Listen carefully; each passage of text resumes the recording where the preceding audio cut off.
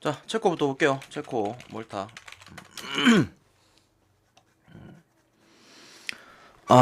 볼더님 고맙습니다. 어서 오십시오.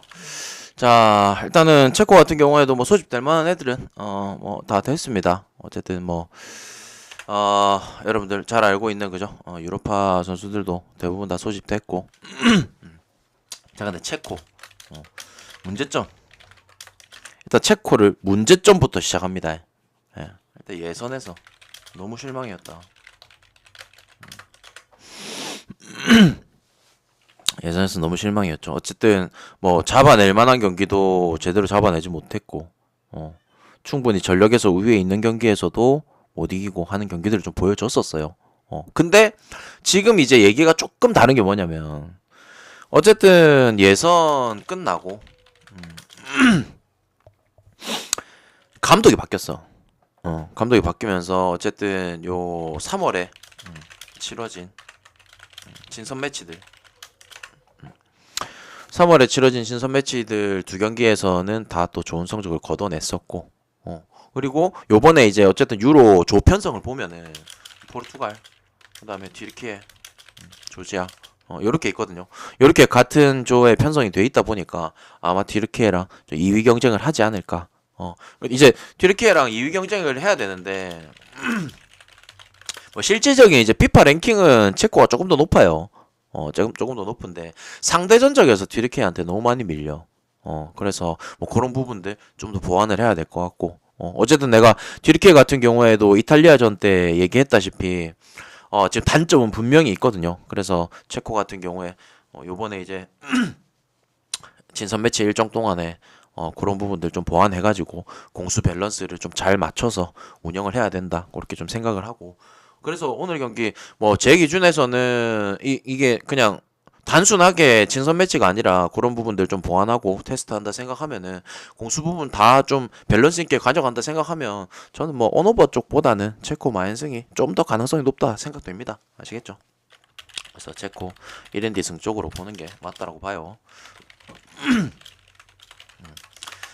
자, 유로 참가국도 아니고 아무런 의미가 없습니다. 뭐 이런 경기 저는 가져가고 싶지 않아요. 굳이 볼 것 같으면 문화해문 쪽인데 여러분들 알아서 잡아가세요. 그리고 알바니아, 아제르바이잔. 자, 알바니아 지난 경기 때 언급했다시피 어쨌든 알바니아 이 유로에서 어쨌든 요 죽음의 조에 편성이 돼 있다 보니까 제가 그때도 얘기했다시피 뭐 스페인, 크로아티아, 이탈리아 죽음의 조에 편성돼 있어서 이 수비 라인을 어쨌든 좀 탄탄하게 가져가야 된다. 그래서 지난 경기도 물론 이제 최약체 팀이긴 했지만 리텐 상대로 실점하지 않는 경기 언더 쪽으로 잡아갔었죠. 그래서 언더 잘 들어왔었고 지금 지난 경기에도 센터백을 4명을 쓰면서 이렇게 센터백을 이제 2명을 또 갈아 쓰면서 어쨌든 4명을 기용하면서 체크를 한 상황이고 어쨌든 오늘 경기도 뭐 실점하지 않는 경기 가져갈 가능성이 높습니다. 그리고 알바니아가 보면 이 라인업상으로 오른쪽이 좀 강하거든요. 뭐 오른쪽 풀백을 물론 히사이 같은 경우에 왼쪽 오른쪽 다 뛸 수 있겠지만 보통 오른쪽으로 국대에서는 오른쪽으로 기용을 하니까 그래서 뭐 오른쪽 풀백에 히사이 있고 그다음 그 위에 이제 뭐 아슬라니 같은 경우에는 뭐 중미도 뛰고 그다음에 뭐 오른쪽으로도 뛰고 하는데 어쨌든 뭐 그쪽으로 뛰어줄 거고 그다음에 뭐 전방에 이제 뭐 브로야라든지 브로야도 뭐 예를 들어서 오른쪽으로 뛰는 지난 경기도 오른쪽으로 뛰었으니까 뭐 그런 것들을 생각을 하면은 오른쪽 라인에 조금 더 강점이 있겠다.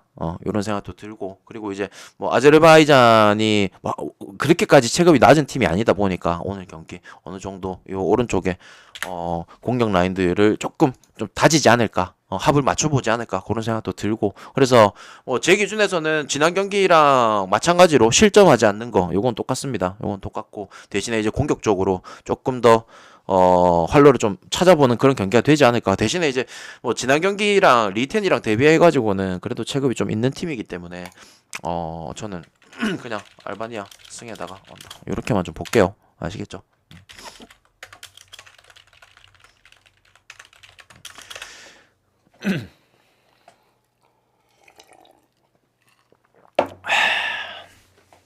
지난 경기 때 여러분들 루마니아가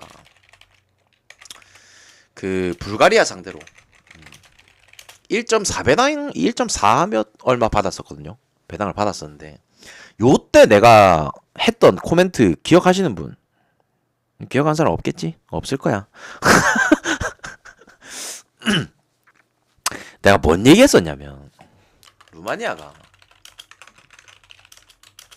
그래 예선을 단 한 번도 지지 않고 도전님 알고 있다고요? 뭐 네 뭐라 할게요. 단 한 번도 지지 않고 잘 해서 조 1위로 올라온 건 맞다. 맞는데 내가 이 경기 지난 경기 때 핵심적으로 말했던 내용이 뭐냐면 감독 부임하고 이런 좀 중요한 경기들은 잘 해왔어요. 중요한 경기에선 잘 해왔는데 그렇지 친선 매치 성적은 개판이었어. 친선 매치는 충분히 잡을 만한 경기들을 못 잡았어요. 근데 딱 한 번 잡았어. 유럽 내 최약체라 불릴 수 있는 몰도바. 그냥 어쨌든 이 최약체 팀 예를 들어서 그냥 우리가 그냥 단순하게 등급만 딱 나누자면 네이션스 C 밑에 그러니까 네이션스 C에서 제일 핫바리 최하위급들 그다음 네이션스 D 요 정도만 생각하면 충분히 나오거든요. 뭐 지브롤터 그다음에 뭐 산마리노 그다음 뭐 리텐 그 위에 이제 딱 뭐 몰도바 요 정도 급이 있죠. 그래서 몰도바 상대로 5대 0으로 잡아낸 게 딱 한 번 이긴 게 끝입니다. 친선 매치에서는. 그래서 지난 경기 같은 경우에는 내가 그런 부분들을 언급하면서 불가리아 상대로 쉽게 잡아내진 못할 거다. 그래서 뭐 무승부 쪽으로 봤었는데 오늘 경기는 얘기가 다르죠. 어쨌든 유럽 내에서 최약체 팀입니다. 그래서 뭐 제 기준에 루마니아가 그나마 아무리 삽질을 하더라도 90분 동안 난 3골은 만들 거라 봐. 그래도 예선 1위로 올라온 애들인데 아무리 삽질 하더라도 90분 동안 뭐 3골은 해주지 않겠나 요 생각은 듭니다. 아시겠죠? 그래서 그리고 이제 막상 이제 유로 하기 전 마지막 경기예요. 얘네들은 이제 친선 매치가 오늘 이제 마지막입니다. 루마니아는. 그래서 이렇게 약체 팀을 만난 것도 뭐 따지고 보면 한 맞추기에는 얘네들도 뭐 최적의 조건이지 않을까. 만난 것도 좀 행운이죠. 그래서 저는 이 경기 루마니아 많은 쪽으로 보겠습니다. 아시겠죠?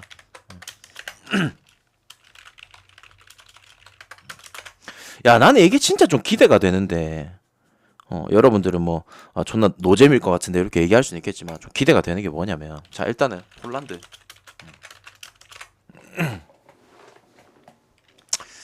일단 유로에서 프랑스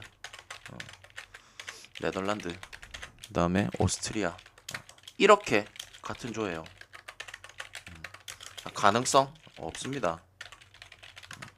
객관적인 평가로 가능성 제로입니다. 제로.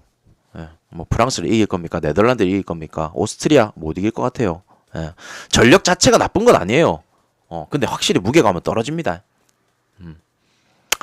이제 왜 무게감이 떨어지냐? 요거 하나만 좀 얘기해 줄게요. 왜 무게감이 떨어지냐? 요거에 대해서 얘기해 줄게요. 물론 전력 자체로는 괜찮은 애들이 많죠. 뭐 물론 뭐 이제 최전방에 레반도 있겠고 그다음에 양쪽 사이드로 뭐 프랑코브스키 아니면은 뭐 공미도 되고 사이드도 되고 제일린스키도 있겠고 그다음에 뭐 수비 쪽에 키비오르도 있고 맞죠? 그래서 괜찮은 선수들은 있지만 왜 무게감이 떨어지냐면 자 이번에 유로 본선 참가국들 중에서 유로 예선 성적 꼴찌입니다. 득실 예선에서 득실 플러스 0이에요. 결과 자체가 너무 안 좋았어. 결과 자체가 물론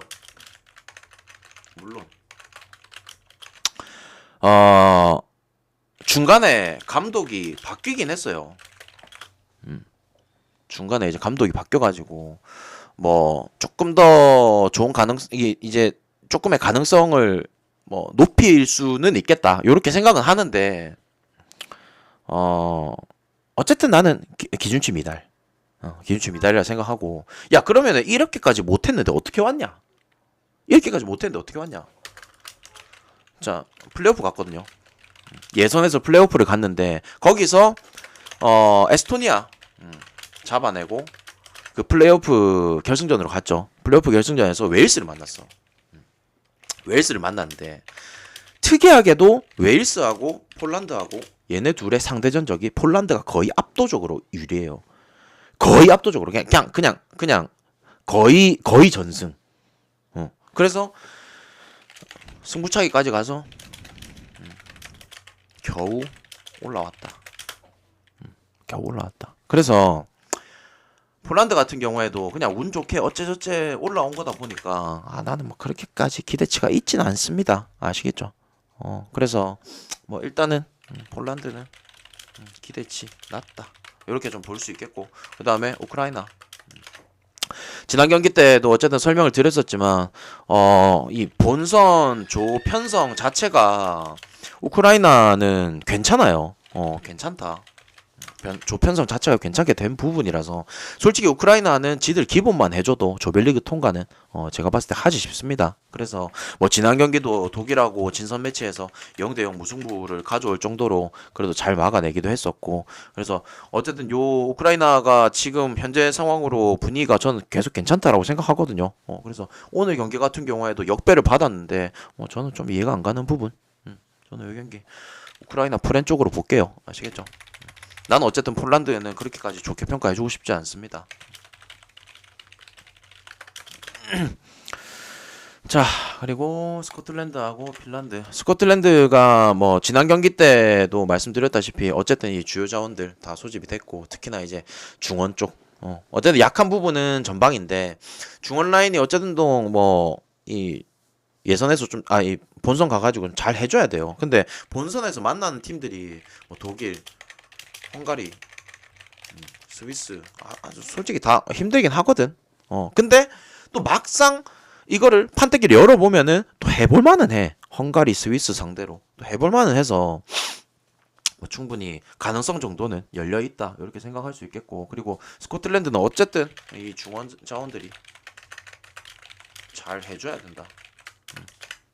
그리고 물론 오늘 경기 뭐 친선 매치긴 하지만 어쨌든 좀 핀란드 같은 경우에도 체급이 좀 있기 때문에 중원 애들 활약을 좀 기대해 보겠습니다. 아시겠죠? 그래서 스코틀랜드도 지난 경기 치렀으니까 오늘 경기가 이제 유로 전에 마지막 경기일 거예요.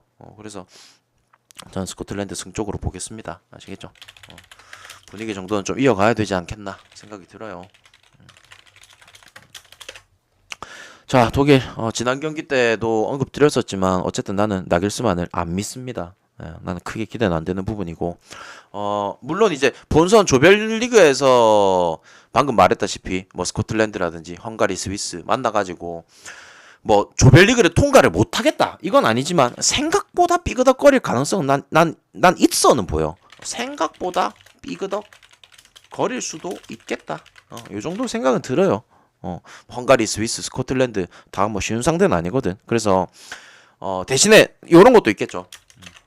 순수하게 진짜 이 젊은 애들, 그다음 백업 애들, 뭐 내가 그때도 지난 경기 때도 똑같이 얘기했었지만 어쨌든 독일이나 이런 뭐 스페인이나 이런 이 워낙 국대 소집을 많이 할 수 있는 그런 나라들은 이 경쟁 자체가 존나 빡세거든요. 그래서 뭐 젊은 애들 기량을 좀 보여줘가지고 특히나 이제 2년 뒤에 또다시 월드컵이 열리기 때문에 그런 부분들에 있어서 좀 이렇게 좀 눈도장을 확실히 좀 찍고 가야 되는 부분도 있어. 그래서 저는 이 경기 그냥 개인 기량으로 독일 애들이 좀 골 좀 넣고 하더라도 나는 그냥 오버만 볼게요. 오버만. 네, 아시겠죠? 나는 뭐 굳이 독일 승 쪽으로 잡아가고 싶진 않네. 가더라도 그냥 오버 쪽만 2대1 승 볼게요.